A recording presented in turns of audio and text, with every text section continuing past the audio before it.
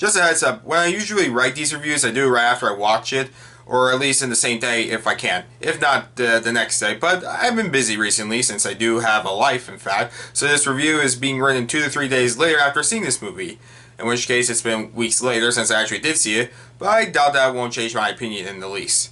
Granted, I don't know who's going to care about my opinion about this movie. I didn't see an ad or see online for upcoming movies with this listed. I just was scrolling Hulu looking for a reason to watch Hulu when the brand new 2022 movie is put on there, which I saw the cover art and read the premise, and I knew this either might be a surprise or as bad as I thought it would be. Yeah, it's a latter. I'm sorry. This movie to me is something that is trying to have heart but crack the heart open. It's empty and hollow, although a literal heart would be actually very gross. So I want to say that what I found out about the movie after watching is that it comes from a foreign animation studio called Tailor Animation, which I never heard of, and going to their website, they were the studio behind the 2017 animated movie no one remembers, or maybe some do, Leap, or in other countries, Ballerina. And I never saw that movie because I don't care. Sorry for how blatant that sounds, but I like to spend my time wisely, except I watch Fireheart, so I guess I'm wrong. I mean, I thought I gave it a chance. Many other anime studios are coming out of the blue now doing something glorious or new. This also isn't that. This movie is from the first-time directors Theodore Tai, an animator from many well-known Disney and DreamWorks movies, and being based off the original idea by the other director of the movie, two-time BAFTA-nominated producer Laurent Ziatorum. It's a dream come true for someone. Now that I gave all the info I honestly could find out about this, what's the movie about? Well, based on the title Fireheart and the cover art, take a guess. Well, you don't have to, I'm about to explain it, but you could probably tell. Set in the 1930s, the movie follows 16-year-old Georgia Nolan, voiced by Olivia Cooke. Keep in mind, this is the American dubbing, so I don't know if there was any differences were made with the dialogue. With that said, moving on, Georgia wants to be a firefighter more than anything, but her father Shawn, voiced by Kenneth Branagh, wants her to continue to be safe, living under his roof as a seamstress, as Shawn has become a tailor after giving up being a firefighter in order to raise his daughter. Unfortunately, 800 firefighters end up going missing since there are purple fires happening at Broadway theaters where once the firefighters go inside, they disappear. With New York's firefighter department completely wiped out, the mayor running for re-election, Jimmy Murray, voiced by William Shatner, has him lead a brand new team of volunteers. Since Georgia can't be a firefighter because she's a woman, she's gonna dress up as a dude. It's Mulan. It's Mulan if she were a firefighter. She lies to her dad claiming to be some dude named Joe to be a firefighter in order to help him stop the mysterious arsonist who has kidnapped 800 firefighters. I'm sorry, what kind of movie is this? A movie about firefighters isn't actually about fighting fire, it's about stopping a comic book supervillain.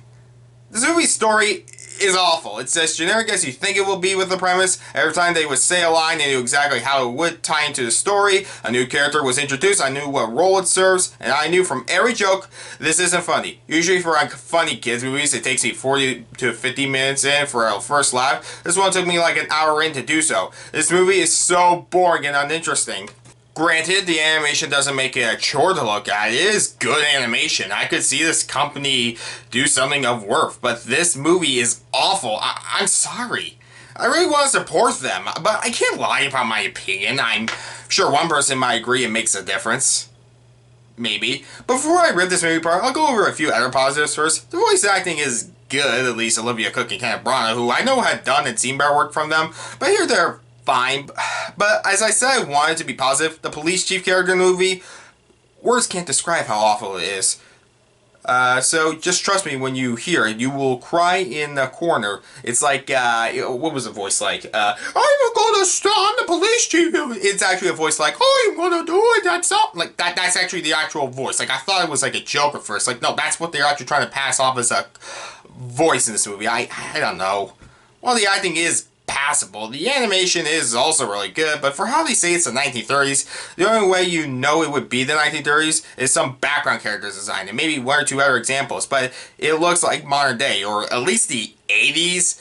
Yeah, I don't know. I'm just gonna say this now off the top of my head, because this was before I watched the Cuphead show. Yeah, where that show really did kind of feel like it was the 1930s, albeit it didn't have to outright, you wouldn't outright go, wow, this is older, old days, I guess. I don't really know how to explain it. Let's just say, yeah, this one isn't as good as the Cuphead show. I'm sure someone would say, oh, Fireheart, it wasn't as good as the Cuphead show. But I guess I'm the first person to ever say that sentence. They use a Wham song in it, by the way, so, you know, with how they end this movie too, I don't get why this didn't just take place in the 1980s. I mean, I kind of know why, without spoiling the plot, because of course I won't. During the movie's end credits, they show off real pictures of women firefighters around the world, and I can tell they wanted to give an uplifting message, and I hate to say how it just falls flat. I feel like they were trying, but they needed an actual good story. I don't care what the intent was. This story is terrible. The side characters are obnoxious. Like I said, I didn't really laugh till like an hour in. I think an hour and 13 minutes is when it happened, when the side characters finally see Georgia no longer wearing her disguise. And if you tell me I'm giving away too much, this movie isn't worth it. I mean, I did say no spoilers, but you know exactly what's going to happen. Actually, that's what I want to talk the most about. Since, like the Mulan remake from 2020, Mulan 2020, they forgot to actually show how the characters improve over time. Like, real training, not just being strong to begin with. Not to say this character doesn't do that, but compared to Mulan, the original one, where over the course of time she trains using both brains and brawn to become a stronger person, we kind of see that in Georgia as a child, but they skip her training. You know, we don't see her actually train over time. She just becomes stronger, so when she does do a pull-up when her dog on her back, defying gravity at the same time.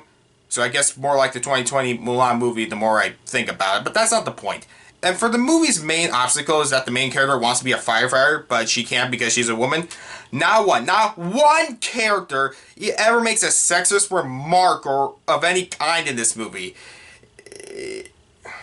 It just doesn't work because the stakes aren't there. The main character is not given any consequences for any reckless actions she might make doing this. And this situation in this movie doesn't even work for her being a firefighter because the villain of the movie, basically a terrorist, albeit the villain never actually kills one of the 800 firefighters it kidnaps, and then hypnotizing using magical, musical, controlling sparkle bombs. I hate this sentence so much. I don't want to be mean. I can tell they meant well, but the characters are one-dimensional. It's not really entertaining for adults as much as kids. I don't know if kids should even watch this. There's nothing inappropriate, but there's nothing to gain from this. I don't even think this teaches really what it takes to be a real firefighter. Like, I don't think I'm actually, I know anything better about firefighters for watching this. This movie sucks. I hope this won't be one of the worst movies I see this year. You know, it's not going to be on my top 10 worst films of the year list, but that's far from now to decide. Right now, I hope things for the studio get better, or else it might all end up going in smoke.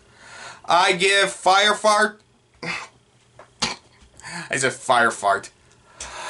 I give Fireheart a 3 out of 10.